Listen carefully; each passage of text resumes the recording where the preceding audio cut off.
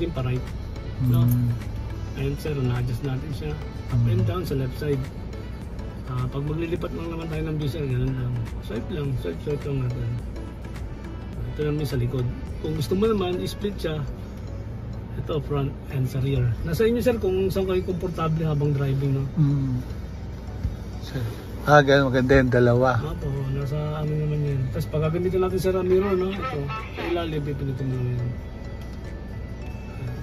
Then pagka distracted tayo sir, no? Kasi ito ba yung nagsalita kanina?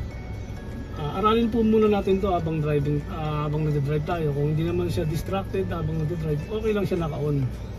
Dagdag din naman sa ano lang ano, katulad niyan, is nagbaback siya. Ibig sabihin na pwede mo siyang maatrasan or masagi. Tapos pag palapit siya ng palapit sir, bali nag-iiba ang kulay niyan, blue and orange. Yung orange po, yun po yung malapit na. Tapos yung nagsasalita, yun, pagka distracted naman tayo, pupunta lang tayo ng home. Click lang natin, ito home. Tapos smart driving, i-off lang natin si ADAS at saka si LCA. Ito yung may box, then ito yung nagsasalita. Ito si blind spot, wag po natin siyang i-off kasi yun ang importante. Dahil ang blind so naririnig pagsasalita sa labas, naririnig? Dito lang sir sa loob. Inside lang. Si blind spot kasi ang purpose naman niya is dito sir, pag may nag-orange dito sa right side or sa left side, ibig sabihin hindi na siya nahagip ni camera sa likod. Ibig sabihin, pagka hindi na siya nahagip na nagkulay dito, ibig sabihin nandito na siya sa side mo. Kaya nag-warn niya siya, huwag mo lang ikakabig. Pag nasa right side naman siya, huwag ka nakakanan. Kasi mayroon nang pumasok na object na pwede mo siya masagi. Okay na pa? Sige, automatic na yan. Yes, sir, automatic na. Kung sa bakit pag sa unahan lang, paano nga? Swipe lang natin sir. Yan, swipe lang. Ayun. Kung gusto mo sa likod, swipe lang din. may pagka yung double. Sige, swipe lang sir. Pwede palit. Ganun lang pala. Paikot lang din siya. Alin ba maganda pa nung drive? So, para sa akin sir, siyempre kasi yung front, kita naman yan eh. At least hindi ka malilito. Sa yung sa likod na. Likod na lang ano. So, para buo siya. No? Kasi pagka dito, lalo sa highway ka na, hindi mo alam minsan nalilito ka na kung saan dito. Kasi parehas may mga sasakyan na eh. Hindi ka tulad pag sa likod. Kasi kahit sa likod naman ng viewing natin sir, yung harap automatic recording din yan. At least makikita mo siya kung saan siya papasok, kung sa kanan o sa kaliwa, di ba? Oo. Hindi ka na malilito. Accurate naman yan eh, no? Accurate po siya. Kasi pagka dito, viewing dalawa. Mahirapan eh. Mas maganda talaga sa likod eh.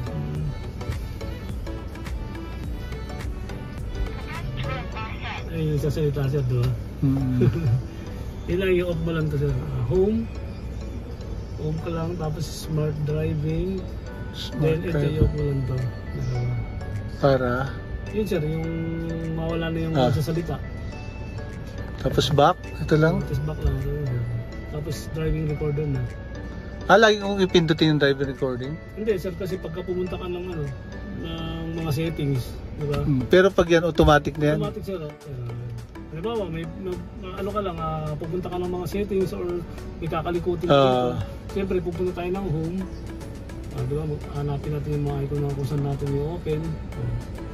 Halimbawa, settings. Siyempre, babalik tayo, back. Kahit i-back mo lang i-back yan, hindi sir. Kailangan driving recorder. Yun, doon siya. Yan doon sir. Mas maganda talaga sa likod na lang. Likod sir. Yan. Pagka medyo mataas sir, pwede natin ibaba yan. Pagka mataas. Ganun din niya. Pag ginanya mo, ganun din sa automatic siyang sumasabay. Yes sir. Hindi. Bali fix lang po kasi yung camera natin sa likod eh. Wide lang po ang kuha niya. Ay, ito sa harap, hindi. Ganun din sir. Ito naman sa harap. Fix lang din yung camera natin. Ito na rin mag-a-adjust. Wide lang ang kuha niya. Ayun, katulad yun, di ba? Sa front tayo. Mas maganda nga sa ano lang, sa likod. Kasi kita mo naman sa madilito ka lalo eh. Wide ang kuha niya. So, kahit na pala hindi ka ganyan lang, pag nag-ano ka, tumatakbo ka, automatic na makikita mo talaga, no? Yes sir, makikita mo na ganyan. Pupunta muna tayo ng settings ng phone.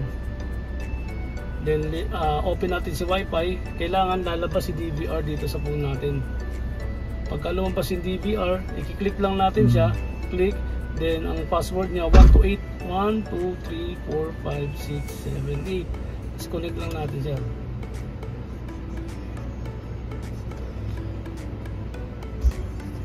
Bale ito sir, ang purpose lang nito is transfer lang sir. Hindi natin siya matatrack pag malayo.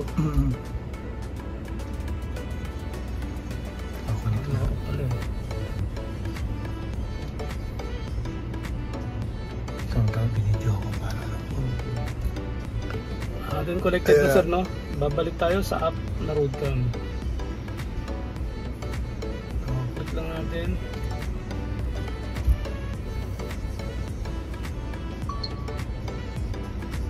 Bale yan siya, no? Real time siya, no? Ayan, no? Ito yung ano, real time yan. Then ito yung switch pag gusto na naman natin ma-view yung likod. Sa harap yan sir, no? Ito yung sa likod. Then pagka mag-check tayo ng mga file niya, sa video tayo. Save Ito na na, yes sir. Ito na yung mga na-record niya sir, no? Ito yung sa front, ito yung sa rear. Pag gusto lang natin siyang i-view, tap mo lang ng isang beses.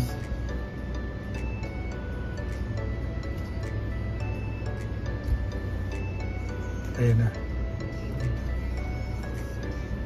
Ayun na.